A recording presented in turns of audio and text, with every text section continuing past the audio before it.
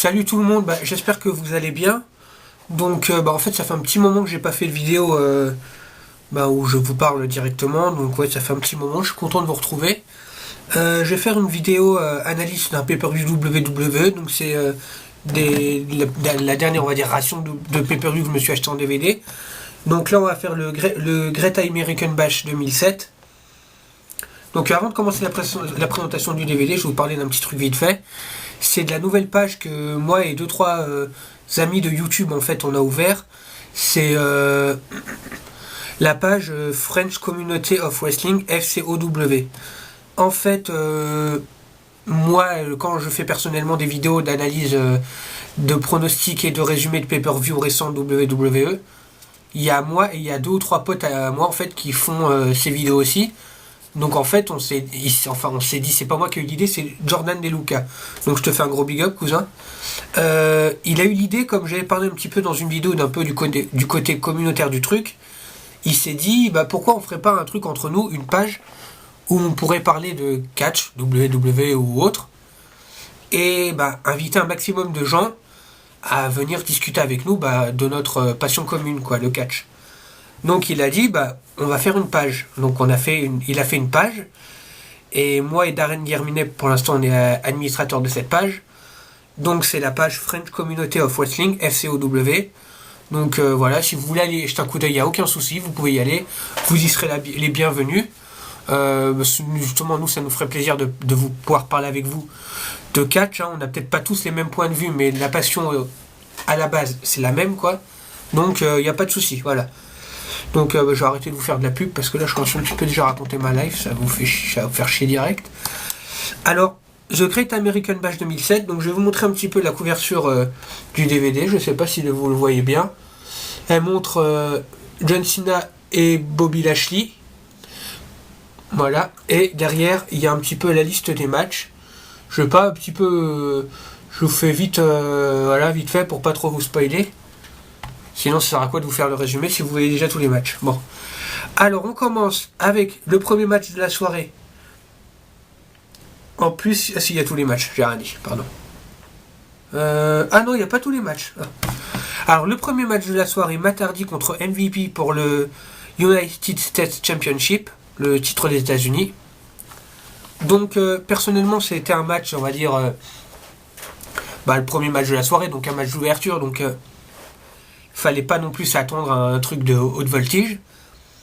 C'était quand même un match, pardon. Je reprends un peu mon truc parce que là je suis déjà en train de me perdre. Un match qui était sympa mais un peu lent. Pour ceux qui connaissent Matt Hardy MVP, vous savez que c'est pas forcément les deux catcheurs qui sont les plus rapides. Matt Hardy, il a un petit peu de rapidité en lui,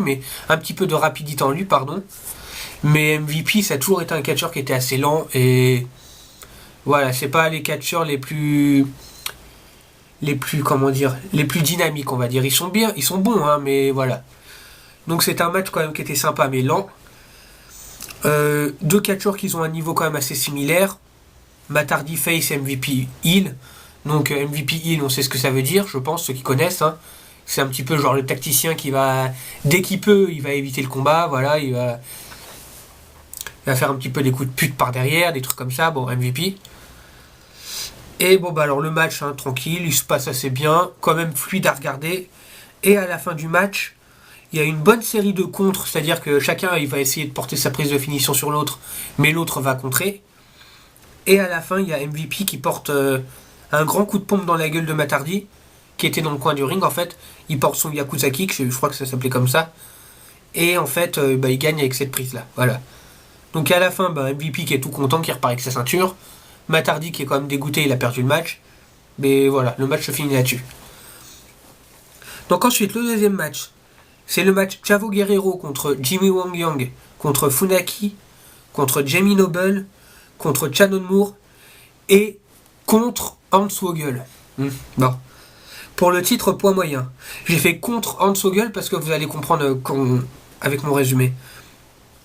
En fait, à la base, c'était un match open challenge. C'est-à-dire que n'importe qui pouvait aller dans le match. C'est un match qui était ouvert à tout le monde. Donc n'importe qui pouvait venir. Le champion en titre étant Chavo Guerrero. Et en fait, tous les catcheurs sont arrivés normal. Et avant que le combat commence, il y a Hornswoggle qui est sorti dans tout le ring et qui est monté sur le ring. Et il est ressorti directement, mais il a fait comprendre à ses adversaires qu'en fait il était là.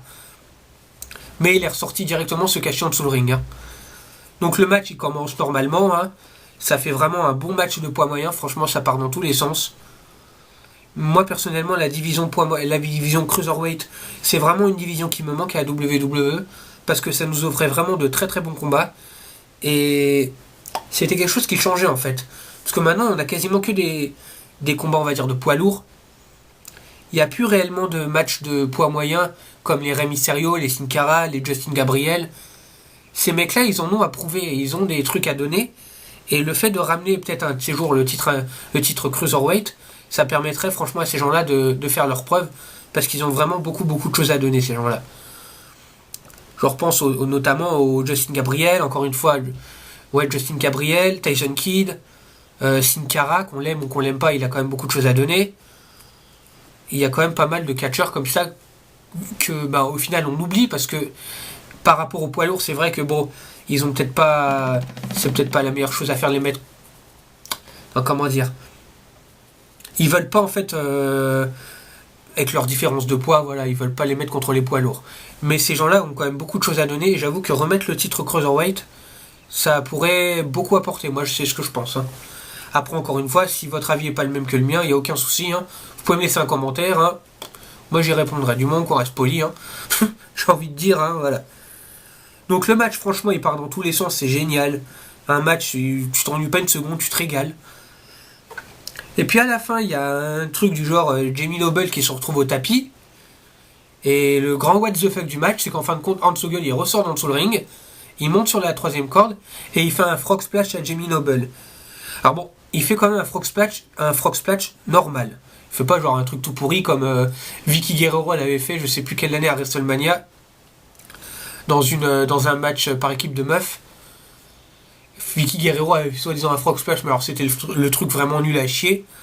Là, franchement, Hornswoggle a fait un frog splash, on va dire un frog splash normal. Donc il fait le frog splash sur Jamie Noble et il remporte le titre poids moyen comme ça. Donc oui, pour ceux qui se poseraient la question, Hornswoggle a eu un titre dans sa carrière, oui. Le titre poids moyen. Donc à la fin du match, bah, tous les catcheurs qui se sont donnés à fond pendant tout le match, ils sont tous dégoûtés. Ils voyaient le petit nain qui repart, qui a rien branlé du match, qui repart avec la ceinture. Alors ils veulent le courser, bien sûr, monsieur va se planquer en dessous le ring. Il ressort de l'autre côté, bah, il retourne se planquer dans les vestiaires. Donc ça finit comme ça, voilà. Alors ensuite on enchaîne avec le troisième match, le Sandman, pour ceux qui connaissent, hein, ancien catcheur de la ECW, contre Carlito, match Singapore Kane. Alors un match Singapore Kane, pour ceux qui ne connaîtraient pas, c'est un match on va dire classique. La seule stipulation c'est qu'en fait, dans le ring, dans un coin du ring en hauteur, il y a un kendo stick, ou une Singapore Kane, ça dépend comment on veut l'appeler. Et le but du jeu, en fait, c'est un match classique, hein, tu gagnes par tombée ou par soumission. Mais si tu arrives à aller dans le coin du ring et décrocher la Singapore Kane, le catcheur qui a décroché le kendo stick, bah en fait, il a le droit de s'en servir pour défoncer son adversaire. Donc ouais, c'est un petit peu, voilà, c'est le bonus du match, quoi. Donc, Sandman contre Carlito, pour ceux qui connaîtraient les deux catcheurs, c'est quand même des catcheurs qui sont assez brutaux, surtout le Sandman, hein. Donc, c'est vraiment un match qui était brutal. Je dirais même, c'était vraiment pas tellement du catch en fait qu'ils nous ont proposé, c'était plus une bagarre, une baston quoi. Ils se foutaient sur la gueule. Plus Carlito qui nous faisait quelques prises de catch, parce qu'en fait le Sandman c'est vraiment un catcheur pur bagarreur quoi, qui fout des coups de pompe, des coups de poing dans la gueule, c'est tout. Ah, je dis pas qu'il sait rien faire, hein, mais le Sandman, son style c'est vraiment de la pure bagarre quoi. Donc match franchement bien à voir, fluide, tranquille. Et à la fin du match, il y a quand même le Sandman qui arrive à foutre Carlito par terre, qui grimpe sur le coin du ring, qui arrive à descendre la Singapore Kane, donc le kendo stick. Et là on se dit, bah ça va, maintenant qu'il a le kendo stick, il va défoncer Carlito, c'est bon, Sandman a gagné le match. Mais au moment où Sandman prend le kendo stick, il va foutre un coup dans la gueule à Carlito, Carlito il a quand même un réflexe vachement sympa, c'est qu'en fait il s'esquive, et il le prend par derrière et il lui met son backstabber. Donc en fait, il gagne le match là-dessus, sans que le kendo stick soit utilisé. Donc le kendo stick en fait n'a servi à que dalle dans ce match. Mais la réaction de Carlito était quand même vachement intelligente, vachement rapide et vachement précise. Ce qui fait qu'il a quand même une victoire assez méritée, Carlito. Qu'on l'aime ou qu'on l'aime pas, sur ce match-là, il a bien joué, ouais. Bon alors, ensuite, on enchaîne avec le match Melina contre Candice Michel pour le Women Championship, donc le championnat féminin.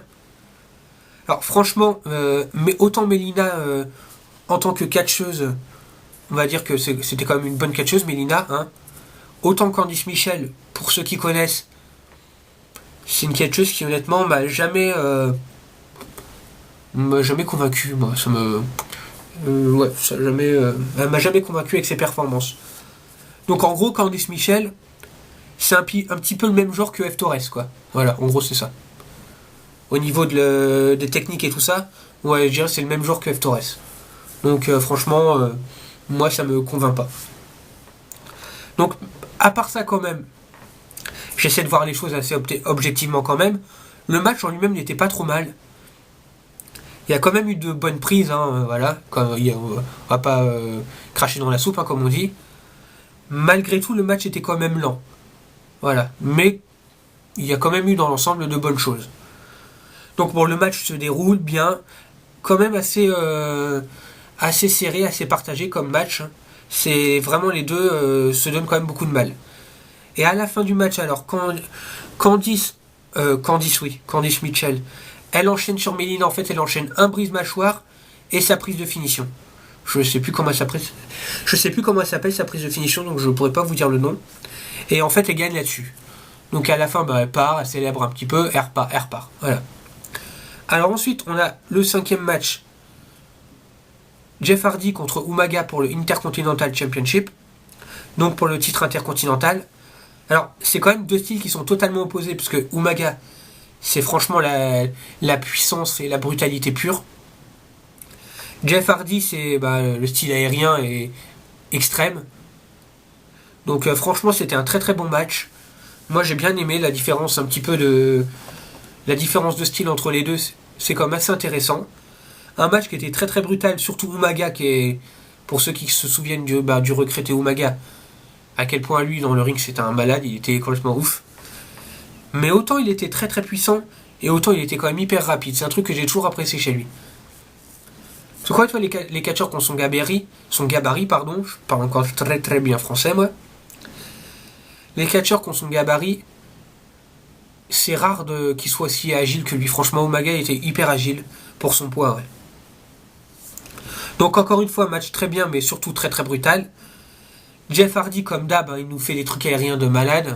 Franchement, Jeff Hardy, c'est jamais été un de mes catcheurs préférés, mais faut quand même reconnaître qu'il a quand même beaucoup de talent, cet homme-là.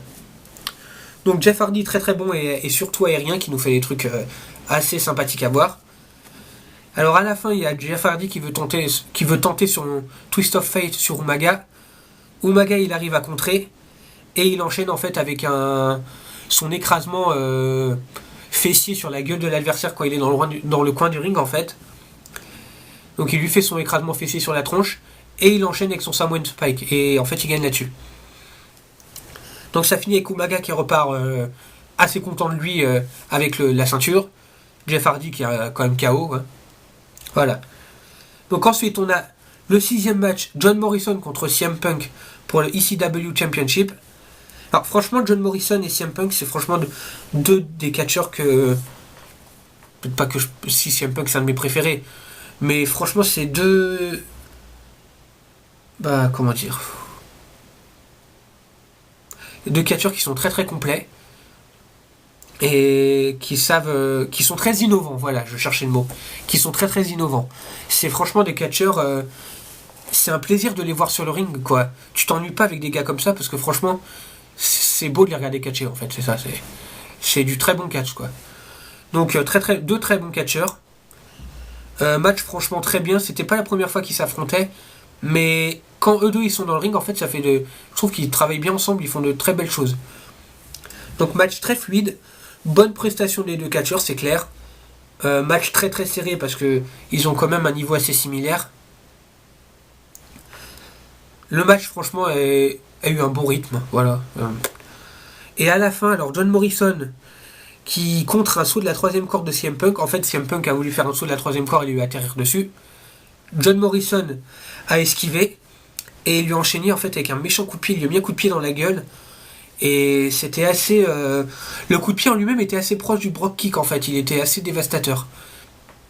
Et il a gagné comme ça en fait. Pardon, excusez-moi. Donc à la fin, John Morrison repart content, il a gagné, voilà. Bon. Alors ensuite, 7ème match, Dusty Rhodes contre Randy Orton, un Texas Bull Rope match.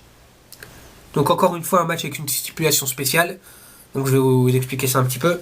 En fait, un Texas Bull Rope match, c'est un match sans disqualification. Et en fait, les deux adversaires sont reliés par une corde en fait. Il y avait ça ressemblait un petit peu déjà le match qu'on a eu Sheamus contre Mark Henry. Mais pas la même stipulation qu'il faut aller appuyer sur les 4 trucs dans le coin là. Avec les lumières dans le coin. C'était juste qu'en fait, le point en commun avec le match avec Sheamus Mark Henry, c'est qu'en fait les deux sont attachés à une corde. Et en fait le but du jeu, c'est de se mettre sur la gueule, quoi, un match normal. Mais en fait ils sont attachés à une corde et au milieu de cette corde il y a une espèce de grosse cloche. Un petit peu semblable aux cloches qu'on met en fait autour du cou des vaches, quoi. Ça fait vraiment les cloches de paysans. Et t'as le droit de te servir de cette cloche en fait pour le mettre, assommer ton adversaire, quoi. Donc c'est vraiment un match que je trouve intéressant. J'aime bien quand il y a des petites stipulations comme ça qui changent, parce que ça change des matchs classiques. Donc on peut voir que même en 2007, il y avait déjà une rivalité Dusty Rhodes contre Randy Orton. Il y avait déjà une petite rivalité avec la famille Rhodes contre Randy Orton. Voilà. Juste pour le petit clin d'œil. Alors franchement c'était un match très intéressant comme je disais. Brutal, surtout brutal, parce qu'il y a quand même... c'était quand même une rivalité assez hyper intense. C'est d'ailleurs avec cette rivalité qu'on a pu voir les débuts de la carrière en tant que catcheur à la WWE de Cody Rhodes. C'est avec cette rivalité qu'ils ont inclus Cody Rhodes dans le roster principal en fait. Donc, comme on peut s'en douter, victoire de Randy Orton, surtout sur un ancien, bon je dis pas, voilà. En général, quand il y a des trucs avec des anciens comme ça, en général c'est le nouveau qui gagne. Surtout qu'à cette époque-là, Randy Orton il se faisait encore appeler le Legend Killer, donc en fait c'est ça, genre il va niquer une légende de plus, quoi. Donc, victoire de Randy Orton après un coup de cloche dans la gueule de Dusty Rhodes. Et après, une fois qu'il a gagné le match, en fait, il retire son attache et il veut porter son coup de pied dans la gueule à Dusty. Mais là, tu vois Cody Rhodes qui revient, qui monte dans le ring, qui attrape la cloche, oui, bien. Bon, qui attrape la cloche et en fait qui se met en travers du chemin de Randy Orton. Elle a l'air de dire vas-y, viens, je vais te la mettre dans la gueule la cloche. Puis en fait, le match est fini comme ça, quoi. Randy Orton il est vénère, il le regarde, il fait allez, je me barre. Et il les regarde de loin bien vénère, puis il repart. Voilà. Donc ensuite, on enchaîne avec le premier main event. Alors c'est The Great Khali contre Kane contre Batista, un triple threat match pour le World Heavyweight Championship. Alors, c'est quand même un pur match de poids lourd parce qu'on a quand même 3 super poids lourds, Kane, Batista et Great Khali. Franchement, un match bon. De toute façon, tous les matchs avec Batista, voilà, je les adore. Un match pas mal, très disputé. Et je veux insister quand même sur les performances du Great Khali. Aujourd'hui, personnellement, je considère le Great Khali comme un clown, en fait. Et c'est hallucinant de voir la différence entre en 2007 et aujourd'hui. Aujourd'hui, le Great Khali, n'importe qui peut lui mettre une branlée, on va dire. Alors qu'en 2007, c'était le mec qui faisait peur à tout le monde. Le gars s'est pointé en 2006. Je racontais l'autre fois ça à ma petite soeur. Le gars, il s'est pointé en 2006. C'est limite s'il a fait peur à l'Undertaker. Tu te dis allô, quoi. J'avais envie de faire la petite truc. Toi, tu fais non, mais sérieux, quoi. Le mec, il arrive en 2006. Il a fait peur à l'Undertaker. Il l'a défoncé. Ensuite, il a eu des rivalités avec... Il a défoncé les plus grands, genre John Cena, Batista, Kane, l'Undertaker. Et là, maintenant, aujourd'hui, c'est quoi? C'est le clown, il se fait niquer par n'importe qui, quoi. Moi, c'est quelque chose que j'ai jamais compris. Donc, si vous voulez redonner un petit peu de crédibilité à Great Khali, mais refoutez-le heel, quoi. Refoutez-le en barbare qui détruit tout. Là, au moins, bon, je dis pas que c'était un plaisir de le voir sur le ring, mais au moins, il avait de la crédibilité, quoi. Parce qu'aujourd'hui, franchement... il fait pitié à voir le bonhomme. Hein. Ouais. Quand tu vois, pendant ce match-là, quand on voit qu'en fait, le mec, il y avait Kane et Batista, ils étaient obligés de se mettre à deux pour le défoncer. Et là, aujourd'hui, n'importe qui, il fout une branlée, quoi. Je lui dis, attends, c'est quoi ça? Ouais, enfin bon, voilà. C'était juste pour le petit coup de gueule de la vidéo, on va dire. Donc franchement, Great Khali, très très impressionnant en heal. Hein. Franchement, faudrait le remettre en heal, ça, ce serait mieux, quoi. Donc alors à la fin du match, Great Khali qui gagne avec son double chokeslam sur Kane et qui conserve son titre de champion du monde poids lourd, voilà, comme ça. Donc ensuite, le main event, le deuxième main event, John Cena contre Bobby Lashley pour le WWE Championship. Ça fait longtemps que je voulais voir ce match en fait. Je l'avais jamais vu et je voulais le voir. Donc franchement un très bon match, très explosif, je sais pas si ça se dit mais bon on va le dire, très explosif. Deux catcheurs qui sont quand même très puissants. Que John Cena qu'on l'aime ou qu'on l'aime pas, mais c'est quand même un catcheur qui est très puissant au niveau de la force pure, il est quand même vachement balèze. Bobby Lashley, pour ceux qui se souviendraient plus ou qui connaîtraient pas, c'est franchement un catcheur qui était c'est le catcheur qu'on voit là. Je sais pas si vous voyez. C'est une vraie montagne de muscles le bonhomme quoi. Il est au niveau de son style de puissance, il est assez proche, c'est un petit peu le même genre que Ezekiel Jackson, voilà. Mais en peut-être plus technique qu'Ezekiel Jackson. Mais franchement, c'est un catcheur qui était vraiment très très puissant. Voilà. Donc c'est quand même un match de catcheurs avec deux catcheurs très puissants. Un match très serré. Et bon à la fin du match, il y a quand même John Cena qui gagne, hein, avec son attitude adjustment. Du haut de la troisième corde. En fait, Bobby Lashley voulait lui faire une superplex. Et John Cena a contré et l'a transformé en attitude adjustment. Et il a gagné là-dessus. Donc alors à la fin du match, il fait tomber, il gagne. Et il y a quand même un signe de respect entre les deux catcheurs qui se serrent la main. Et Bobby Lashley qui part et qui laisse Cena célébrer avec les fans. Voilà. Donc franchement, pay-per-view, quand même un très bon pay-per-view. Peut-être point négatif du pay-per-view, on va dire, je vais regarder un petit peu avec la liste des matchs. Le match pour le titre féminin qui a été pas top, on va dire. Mais sinon, le reste, ça a été un bon programme, de bons matchs. Dont les deux matchs, dont Singapore Kane et Texas Bullrope match avec des stipulations qui sont quand même agréables à voir. Donc franchement, c'est un pay-per-view que je vous conseille. Je vais encore vous le rabâcher sous le nez, mais voilà la présentation du DVD qui est quand même vachement sympa. Voilà. Bon. Voilà, alors j'espère que vous avez apprécié cette vidéo, il n'y a pas de souci.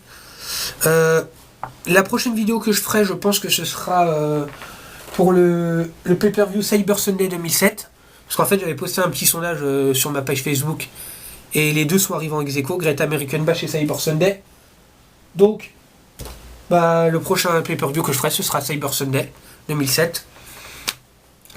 Je vais aussi essayer de me procurer Survivor Series 2010 que je dois faire pour Kenzo Lamonto. Donc voilà. Alors, je vais terminer cette petite vidéo avec les dédicaces habituelles. Hein. Donc, dédicace à Darren Guerminet, à Daniel Pires Lobo, à Jordan De Luca, donc Busted Open WWE fan, à Julien Rich, à Clémence Despoilly. Je dis des noms parce qu'en fait j'ai pas mon Facebook sous les yeux. D'ailleurs si vous voulez je vais prendre la... Excusez-moi, encore une fois mon appareil a coupé donc j'ai dû reprendre une petite séquence. Refaire une petite séquence, pardon. Je vois que je parle toujours aussi bien la France, c'est bien, c'est bien. Donc d'ailleurs je suis étonné que on ne m'ait pas encore balancé un commentaire du genre putain mais c'est où que t'as appris à parler toi, parce que dis donc des fois je m'embrouille, en fait je parle tellement vite que bon, voilà. Alors, j'en étais resté à Clémence Despoilly, petite dédicace à toi aussi. Dédicace aussi à Marielle, Romain Colombo, Alexis NZK, Kenzo Lamonto, Océane Preslin, Anthony Hernandez, Alicia Bayeul et France Mizanine-Ouellette, Laura Heimer et Clarisse Heimer. Désolé, je vous regarde pas, c'est juste que j'ai une petite liste en fait pour... les noms en fait aux gens auxquels je partage mes vidéos, donc vous, voilà. Donc je vous fais une dédicace à tous, hein, je vais pas dire tous les noms parce que j'en aurai au moins pour une bonne demi-heure. Encore une fois, j'espère que cette vidéo vous a plu. Si cette vidéo vous a plu, vous pouvez laisser un j'aime, ou vous abonner à ma chaîne, ou laisser un quelconque commentaire. Du moment que ça part pas en insulte, voilà. Ça me fera plaisir d'y répondre. Hein. Donc comme j'ai dit, la prochaine vidéo que je ferai, ce sera d'analyse pay-per-view WWE, ce sera Cyber Sunday 2007. Après, bien sûr, il viendra le temps de la vidéo pronostic pour le prochain pay-per-view, c'est le Survivor Series.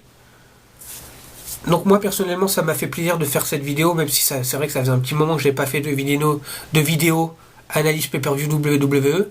Les quelques dernières vidéos que j'ai fait, c'est des vidéos gaming sur WWE 13, qui seront, je pense, bientôt sur WWE 14, ma petite simulation de roster. Si vous avez des quelconques idées ou... Je pensais peut-être essayer un petit concept de genre faire des défis, genre des trucs complètement débiles. J'ai regardé sur une chaîne de YouTube il y a pas longtemps. Comme j'aime bien un petit peu faire le con, des défis du genre, je sais pas moi, bouffer un truc complètement dégueulasse ou faire le con dans la rue. Je vais m'acheter un genre comme d'hab, un petit déguisement de Père Noël et puis j'irai faire le con dans la rue avec. Je demanderai à ma petite soeur qui me filme, ça fera un petit défi délire. Des petits délires cassos encore en vue. N'oubliez pas, si vous voulez partager un petit peu nos délires catch, d'aller dans la chaîne, dans la page Facebook, notre page Facebook, The French Community of Wrestling, FCOW. Encore une fois, je fais une pub.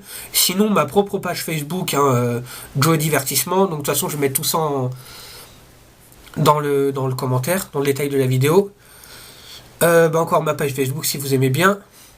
La page Facebook de Darren Guillerminet, de Busted Open WWE Fan et de Daniel Pires Lobo, donc mes trois compères qui parlent de catch comme moi et qui sont nous quatre qui formons un peu les propriétaires de la page Facebook French Community of Wrestling. Donc je vais arrêter parce que je suis en train de vous raconter ma live là, c'est un truc de ouf. Donc je vais vous laisser avec un big up général à tous ceux qui ont regardé cette vidéo. Je vous dis à plus, je vous souhaite une bonne soirée et une bonne semaine. Bon courage à tous, et puis ciao.